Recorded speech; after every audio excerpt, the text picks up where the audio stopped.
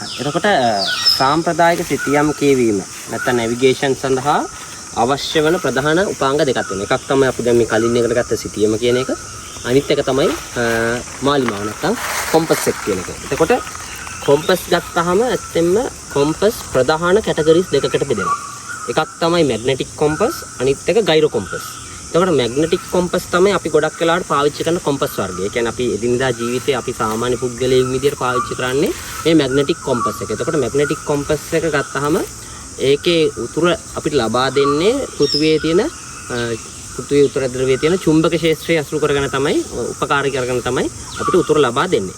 ගයිරෝ compass එක කියන්නේ ගයිරෝ compass ඇත්තෙන්ම පාවිච්චි කරන්නේ ගොඩක් වෙලාවට නැව් වල වගේ. මොකද නැවක තියෙන යකඩ බඳත් එක්ක ඒකට චුම්බක ක්ෂේත්‍රයක් ආධාර කරගෙන උතුර ලබා දෙන්න බෑ. මොකද චුම්බක ක්ෂේත්‍රයට නැවේ තියෙන බඳේ තියෙන යකඩේ බලපානවා. එතකොට ගයිරෝ කොම්පස් එකක් ඇත්තෙන්ම ක්‍රියාත්මක වෙන්නේ ඒකේ ඉලෙක්ට්‍රික් කරන්ට් එකක් දෙනවා. එතකොට ඒකේ තියෙන කොම්පස් එකේ නීඩල් එක ස්ටැටික් කියන්නේ දිගටම ඒ කරන්ට් එක තියෙන තාක්කල් උතුරට තමයි හැරලා තියෙන්නේ. එතකොට ගයිරෝ නැව්වල පාවිච්චි කරන්න තමයි ගයිරෝ කොම්පස් තියෙන්නේ. නැත්නම් එදිනෙදා අපේ ජීවිතේට අපිට පාවිච්චි කරන කොම්පස් වර්ගය තමයි මැග්නටික් කොම්පස් එක කියලා කියන්නේ. එතකොට මැග්නටික් කොම්පස් ගත්තාම මැග්නටික් කොම්පස් අපි ප්‍රධාන වර්ග දෙකකට බෙදනවා. එකක් තමයි ලෙන්ස්ටටික් කොම්පස් එක, අනිත් එක ප්‍රිස්මැටික් කොම්පස් එක. එතකොට ප්‍රිස්මැටික් කොම්පස් එකක් නේද අපි කියනවා නෑ. ඒකේ ප්‍රිස්මයක් ආධාරයෙන් තමයි ප්‍රිස්මයක් පාවිච්චි කරනවා කොම්පස් එක කොම්පස් එකේ තියෙන තොරතුරු රීඩ් කරන්න. එතකොට ලෙන්ස්ටටික් කොම්පස් එකක් කියන්නේ ඒකේ ලෙන්ස් එකක් තියෙනවා. එතකොට මේ අපි ගොඩක් එදිනදා ජීවිතේ පාවිච්චි කරන මැග්නටික් කොම්පස් ලෙන්ස්ටටික් කොම්පස්. එතකොට මේක එක ආකාරයක කොම්පස් එකක් ලෙන්ස්ටටික් කොම්පස් එකක්. ඔයාලා පේන ඇති මේකේ ලෙන්ස් එකක් තියෙනවා. ඊට මේක තව ආකාරයක ලෙන්ස්ටටික් කොම්පස් එකක්. එතකොට මේ ලෙන්ස්ටටික් කොම්පස් එකේ බ්‍රෑන්ඩ් එක තමයි සිල්වා කොම්පස්. සාමාන්‍යයෙන් ලෝකයේ ගොඩක්ම ප්‍රසිද්ධ ඇකියුරේට් කොම්පස් එක විදියට සලකන්නේ මෙන්න මේ සිල්වා කොම්පස් එක කියන කොම්පස් වර්ගය. මේ කොම්පස් එක මාදිලියක්. ඒ කියන්නේ සිල්වා කොම්පස් කියන්නේ බ්‍රෑන්ඩ් එකක්. ස්වීඩිෂ් භාෂාවෙන් කැලේට කියන්නේ සිල්වා කියලා. එතකොට මේක තමයි සාමාන්‍යයෙන් ගොඩක් වෙලාවට විශේෂයෙන් හමුදාව වෙන්න පුළුවන්, බාලදක්ෂින් වෙන්න පුළුවන්, ප්‍රොෆෙෂනල් ඇඩ්වෙන්චරර්ස් වෙන්න පුළුවන් පාවිච්චි කරන මේ කොම්පස් වර්ගය. එතකොට සිල්වා කොම්පස් එකෙත් එක එක අප්ග්‍රේඩ්ස් තියෙනවා. ඉතින් මේ තියෙන්නේ දැන්ට පාවිච්චි කරන හොඳ අප්ග්‍රේඩ් එකක් නැත්නම් ප්‍රධාන සිල්වා කොම්පස් වර්ගයක්. හරි. අපි කලින් ඉගෙන ගත්තා සිතියමේ කොටස් කියන්නේ සිතියමේ කොටස් වර්ග මොනවද කියලා, කොටස් මොනවද කියලා.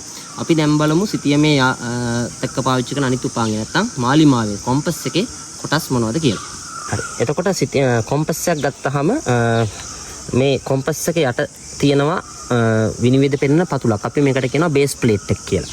ඊට පස්සේ තියෙනවා මෙන්න මෙහෙම ආරක්ෂිත රැහැන කියලා කියනවා. එතකොට අපි කොම්පස් එක සමහරලාට අපි සර්ෆස් එකක් උඩ නැත්නම් මැප් එකක් උඩ තියලා පාවිච්චි කරන වෙලාවල් තියෙනවා. එහෙම නැත්නම් අපි අතට අරන් පාවිච්චි කරන වෙලාවල් තියෙනවා. එතකොට මේ අතට අරන් පාවිච්චි කරනවා නම් අනිවාර්යයෙන්ම පළවෙනියටම කරන්න ඕනේ මෙන්න මේ ආරක්ෂිත රැහැන නැත්නම් සේෆ්ටි කෝඩ් එක අතේ දාගන්න එක. මොකද නැත්නම් කොම්පස් එක වැටිලා ඩැමේජ් වෙන්න පුළුවන්.